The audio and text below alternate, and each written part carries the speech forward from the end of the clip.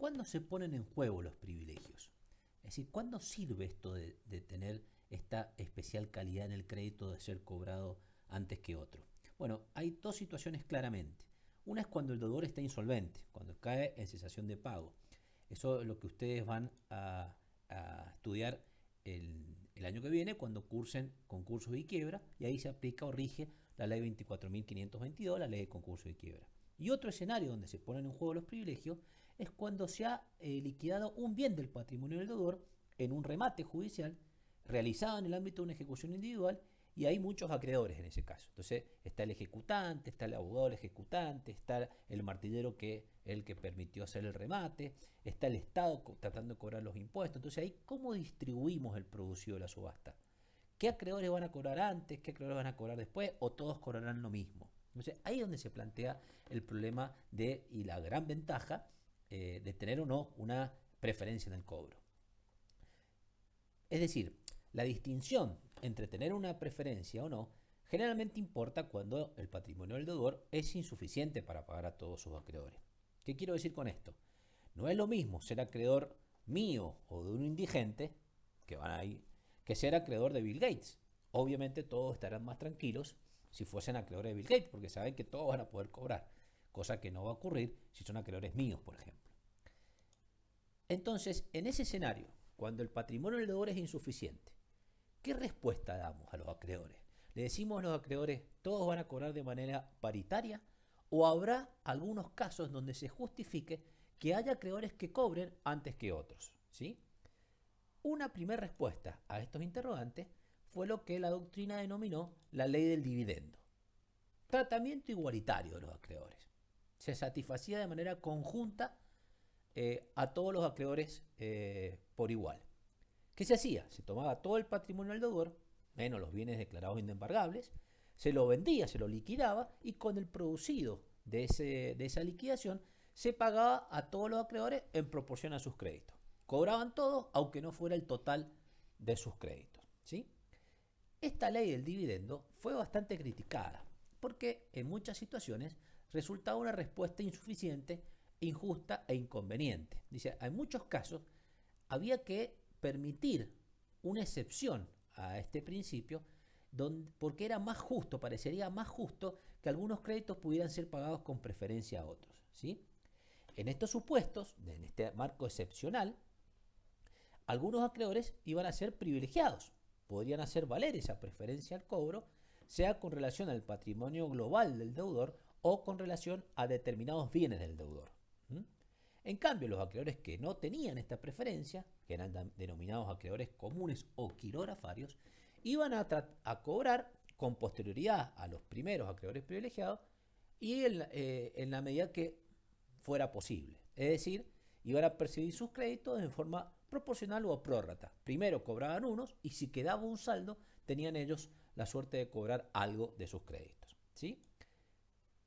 Esta fue la segunda respuesta, fue la que terminó adoptando el Código Civil y Comercial. Es decir, entender que existen créditos privilegiados.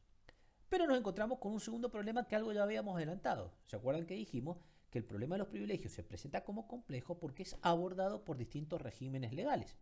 ¿Cómo sabemos o cómo podemos determinar cuál es el régimen normativo aplicable? Se nos sienta el cliente en el estudio, nos dice que es acreedor de un deudor cuyo patrimonio no es suficiente para abordar todas sus deudas. Entonces pretende saber si su crédito tiene preferencia de cobro o no. ¿Sí? Entonces, ¿cómo sabemos cuál va a ser el régimen normativo que tenemos que aplicar para darle respuesta a nuestro cliente? Bueno, una primera aproximación, una primera premisa que resulta bastante útil es saber si estamos en presencia de una ejecución individual o de una ejecución colectiva. Si bien ya vamos a ver en la próxima filmina qué es ejecución individual, lo que les adelanto en este momento es que si es una ejecución individual, aplicamos Código Civil y Comercial. Si es una ejecución colectiva, vamos a aplicar la ley de concurso, la ley 24.522. Ahora bien, ¿cómo sé cuándo estoy frente a una ejecución individual y cuándo estoy frente a una ejecución colectiva? Bueno, fíjense, la ejecución individual es lo que más comúnmente ocurre en nuestro trabajo como futuros abogados, sobre todo los que no hacemos concurso y quiebra. Se da en este escenario.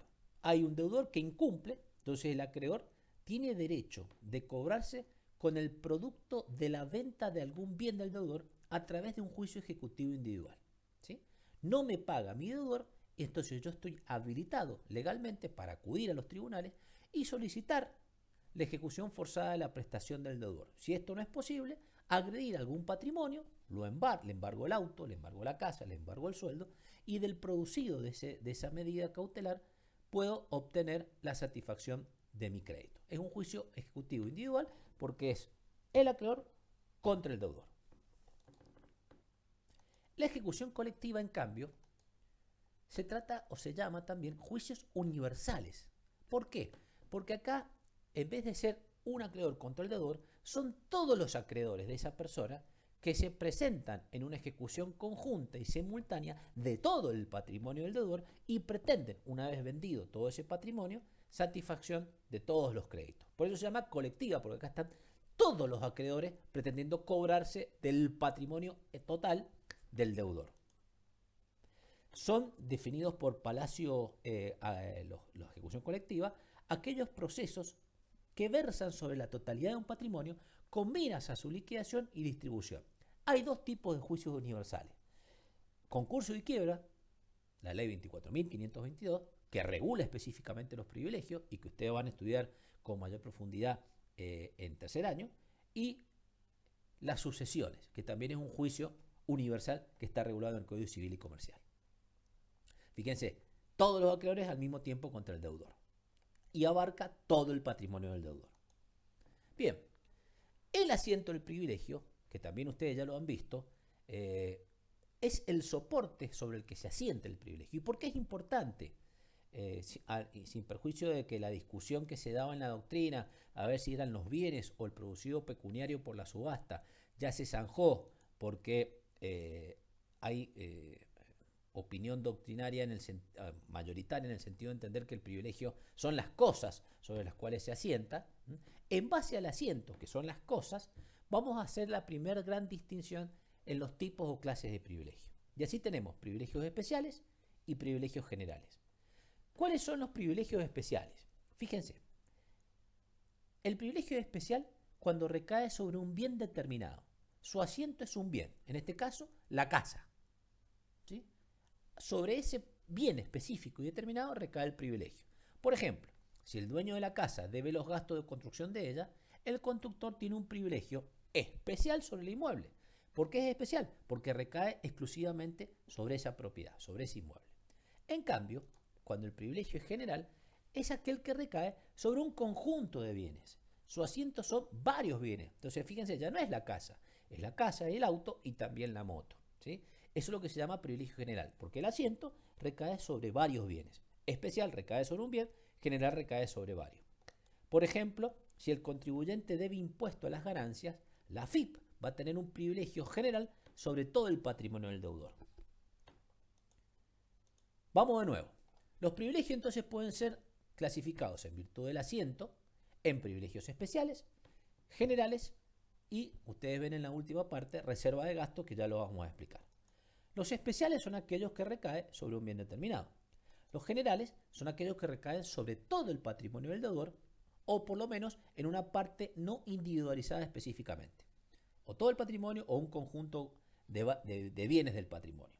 Y la reserva de gastos, ya lo vamos a analizar en el artículo 2585, es una especie de superpreferencia, porque cobra antes incluso que el privilegio especial. En este rango que ustedes ven ahí, siempre cobra primero el privilegio especial y después el general, pero antes que ellos dos, cobra la reserva de gastos. Bien, bueno, los privilegios generales es importante aclarar, y esto ustedes tienen una gran ventaja respecto a los estudiantes que analizaron este tema con el Código Civil de Vélez, porque en ese momento y en ese código había una gran discusión doctrinaria respecto a los privilegios generales. Este código, como siempre les digo y les comento, que es un código mucho más accesible y que ha venido a dar soluciones mucho más prácticas y a tomar las posturas mayoritarias de la doctrina y volcarlas en el texto legal. En este caso puntual, zanjó la discusión doctrinaria que se daba antes